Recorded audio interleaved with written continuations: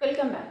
So let us discuss the second basis of classification, that is symmetry. Whether the body is symmetrical or not symmetrical. अब symmetrical क्या होता है, asymmetrical क्या होता है, not symmetrical क्या होता है. Symmetrical जब बॉडी की सेंट्रल एक्सिस से कोई लाइन जाती है तो it can be divided into two equal halves और नॉट.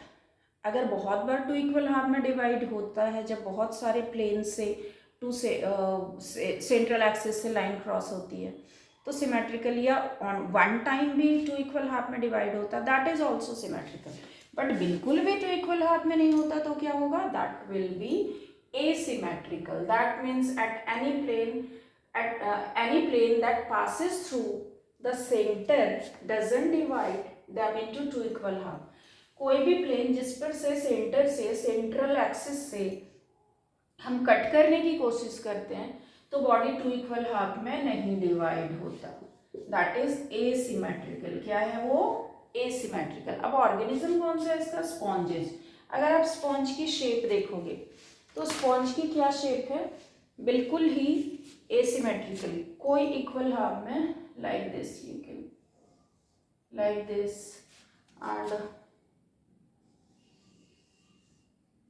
सो बॉडी को आप टू इक्वल हाफ में डिवाइड कर ही नहीं सकते. Asymmetrical. Now symmetrical.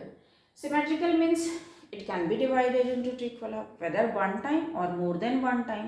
अगर one time तो bilateral symmetrical, अगर more than one time तो radial symmetrical. अब bilateral symmetrical, bilaterally symmetrical. That means only in one plane the body, in only one plane that passes through the central axis can divide them into two equal half. Only one plane. Body को सिर्फ एक बार जब हम central axis से एक plane से ही जब central axis से क्रॉस कराते हैं लाइन को तो टू इक्वल हाफ में डिवाइड बॉडी होता है, that is bilateral. Bi means two. For example arthropods annelids. यहाँ पे हमारे पास एक बटरफ्लाई है. What you can see in the butterfly, अगर इसके सेंट्रल एक्सिस से एक लाइन क्रॉस कराते हैं तो only in one plane butterfly two equal half में सिर्फ एक बार डिवाइड होगा, बार बार नहीं होगा. Just like that cockroach, earthworm etcetera, इन सब में क्या होगा, सिर्फ वन प्लेन पे सेंट्रल एक्सिस से क्रॉस कराने पे टू इक्वल हाफ में बॉडी डिवाइड होगी. Now next is radial symmetry. Radially symmetrical. Any plane that passes through the central axis can divide them into two equal half. Body में किसी भी plane पे जब सेंट्रल एक्सिस से line जाएगी तो body can be divided into two equal halves. तो ज़्यादातर किस ऑर्गेनिज्म में होगा, जिसकी सिलिंड्रिकल सी शेप होती है, मोस्टली सिलिंड्रिकल शेपेड ऑर्गेनिज्म. किसी भी प्लेन से बॉडी को डिवाइड करो टू सेंट्रल एक्सिस से टू इक्वल हाफ में बॉडी डिवाइड होगी. जैसे hydra, for example coelenterate phylum, ctenophores, echinoderms. हमने यहाँ पे ये एग्जांपल हाइड्रा का. हाइड्रा को इसके सेंट्रल एक्सिस पे किसी भी प्लेन से आप डिवाइड करोगे तो it can be divided into two equal half. यहाँ पे वैसे शेप नहीं बन पा रही है, it's cylindrical kind of shape. तो कहीं से भी आप करो. टेंटिकल्स हर तरफ है हाइड्रा के ना, हर तरफ टेंटिकल्स है, तो कहीं से भी डिवाइड करोगे टेंटिकल्स इक्वली डिवाइड होंगे, पूरी body equally two equal half में डिवाइड होगा. So this is what, this is about the symmetry. Now let us continue with the third characteristic of basis of classification. So diploblastic and triploblastic organization. Diplo two and triploblastic organization. So what is this? Basically in the embryonic stage क्या होगा कि cells are arranged whether into two embryonic layers और three embryonic layers. मतलब दो layers हैं embryo stage में और three layers हैं.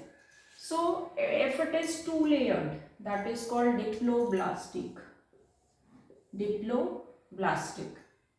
There will be two layers, endoderm and ectoderm. अंदर वाले लेयर को हम बोलते हैं एंडोडर्म एंड बाहर वाले लेयर को हम बोलते हैं ectoderm. So these kind of characteristics are found in coelenterates. Coelenterates hydra. Hydra में कितने एम्ब्रायोनिक लेयर्स होते हैं, two. And there is undifferentiated mesoglea is found. कोई सेल का ऐसा डिफरेंशिएशन नहीं है, बीच में एक लेयर है, दैट इज कॉल्ड मेसोग्लिया। कौन सा? ये वाला। आप देख सकते हो कि there is not any arrangement of cells over here. So there are two layers diploblastic.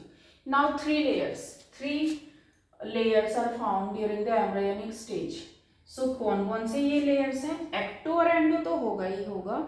There will be one third, that is mesoderm. Meso as its name indicate, mid वाला, बीच वाला. So ectoderm, endoderm and बीच में एक layer क्या होगा? That is mesoderm. So अगर ये तीनों layers हैं, that is called triploblastic organization. And such kind of organization found in Platyhelminthes onwards. मतलब phylum Platyhelminthes के बाद जितने भी phylum है सब में क्या होगा? Triploblastic organization.